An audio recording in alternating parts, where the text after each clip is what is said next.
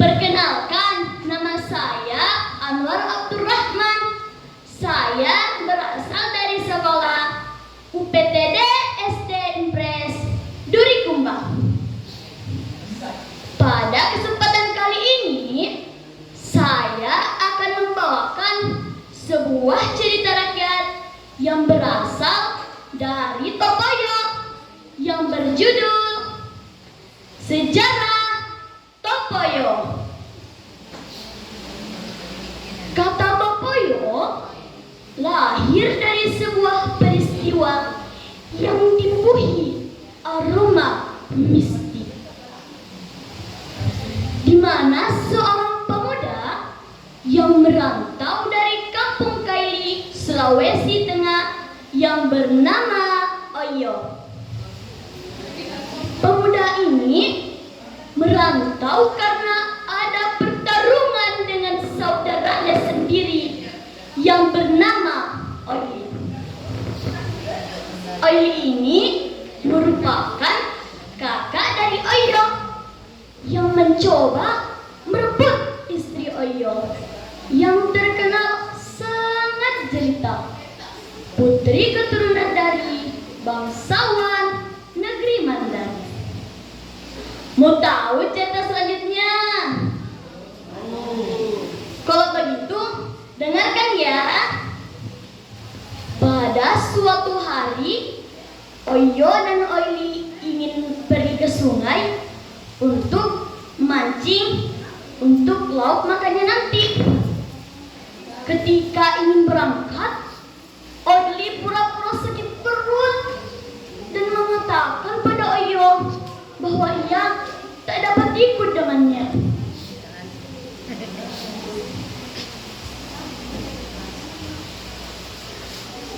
Oli, ayo kita mancing.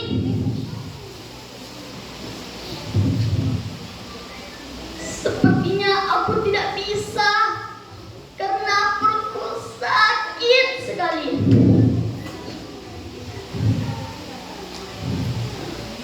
Kalau begitu, aku pergi sendiri saja. Oyo pun pergi tanpa ada yang menemaninya.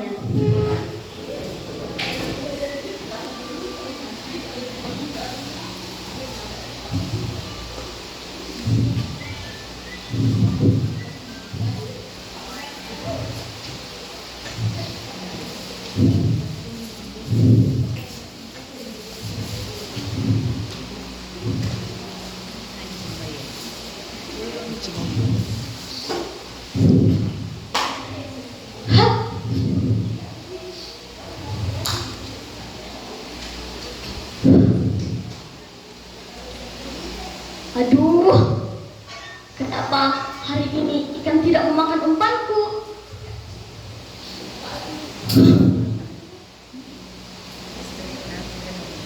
Lebih baik aku ganti saja.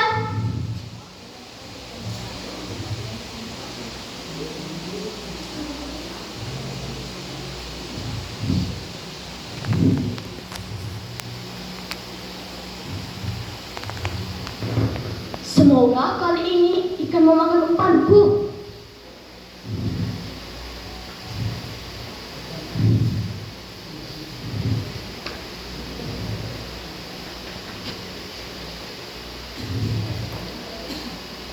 Dapat.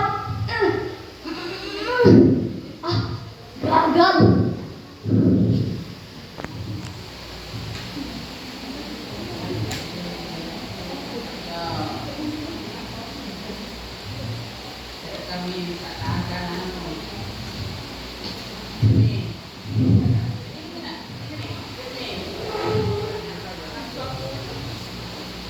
Dapat.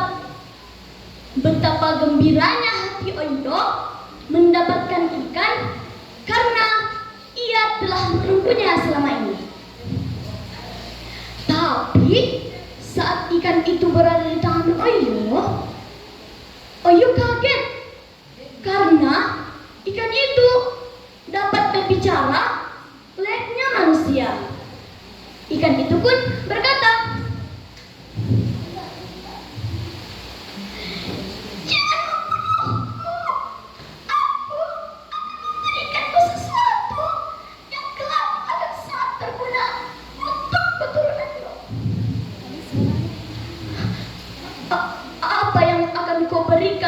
kepadaku. Secara ajaib, keluarlah dua benda dari mulut ikan itu, yaitu jarum emas dan parang yang berukuran kecil. Saat ini, benda bersejarah ini disimpan pada seorang tokoh adat yang dirahasiakan untuk menjaga kesaktiannya. Dengan penuh rasa terima kasih, Oyo pun melepaskan ikan itu dan bergegas kembali ke rumahnya.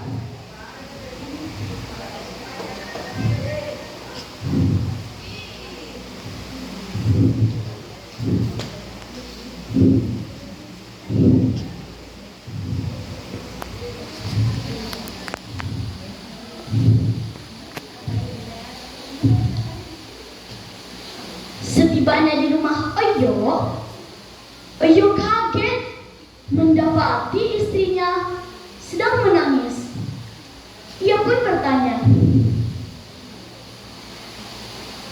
"Ada apa istriku sayang? Kenapa engkau menangis?"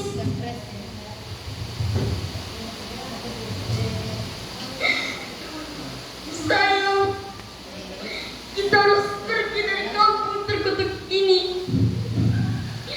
Kakakmu ini mencintaiku dan dia ingin membunuhmu untuk bisa memilikiku." Oyo yang mendengar itu mendidih darahnya karena amarah, serta merta parang tadi berubah menjadi besar. Dan karena amarahnya itu, ia mencari kakaknya ini dan menemukannya di belakang rumah. Serta terjadilah pertarungan antara kakak beradik ini. Ketika sedang terjadinya pertarungan, istri Oyo ini datang dan berteriak, "Berhenti! Berhenti! Karena kalian bertarung karena saya, maka saya akan pergi dari kampung ini. Sebab saya tidak mau di antara kalian terjadinya pertumpahan darah dan mengotori kesucian kampung ini. Siapa yang ingin ikut denganku, maka ia berhak memilikiku." Sambil meninggalkan dua saudara yang sedang bertarung, Oyo yang memang suaminya ikut dengan perempuan ini. Dalam perjalanan, mereka tak tahu harus kemana.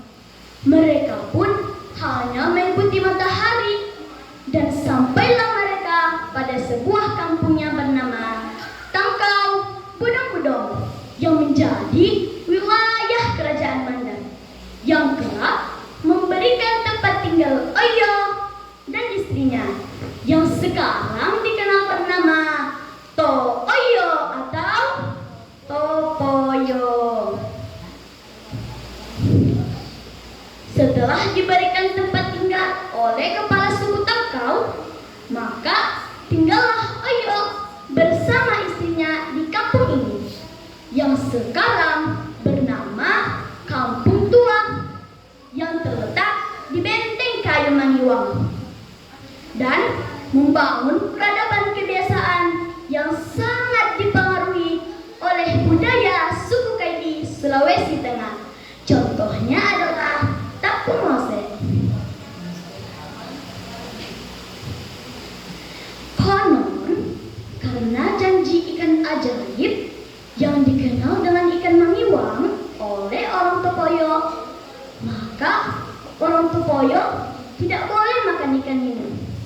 Maka Oyo dapat mempengaruhi kepala suku Tangkau yang menjadi pemimpin tertua untuk orang pinggiran sungai atau Tosalut. Oyo diberikan kepercayaan untuk memimpin perlawanan terhadap pasukan Babana yang selalu merebut hasil bumi orang-orang Tangkau. Ketika terjadi perang yang besar antara Tangkau dan Babana, sebagian orang-orang Tangkau lari karena takut ke gunung. Sekarang gunung ini bernama Gunung Rea. Orang yang sembunyi ini dikenal dengan nama Topi Mumpuni Todapa yang artinya orang sembunyi. Karena orang yang bersembunyi ini membuat engkau kalah dalam peperangan.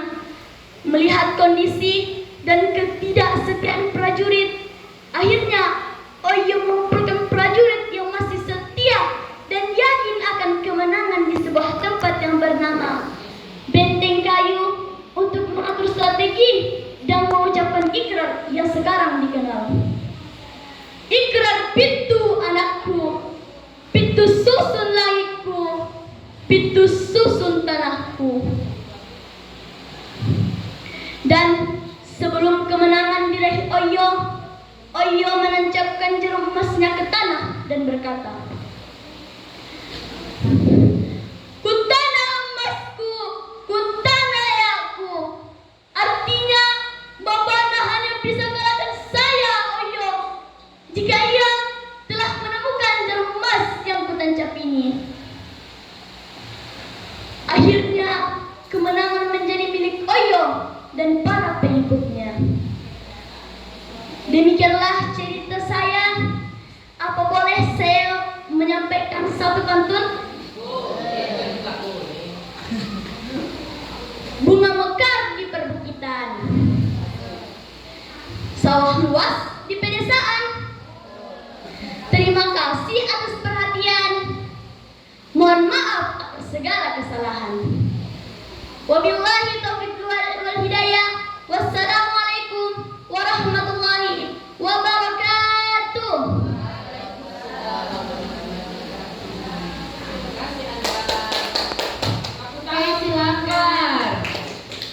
Oke, silakan Anwar.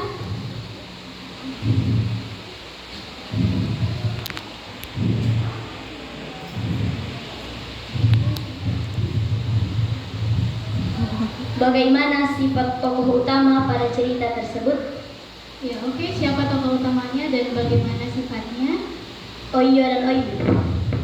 Bagaimana sifat Oyo?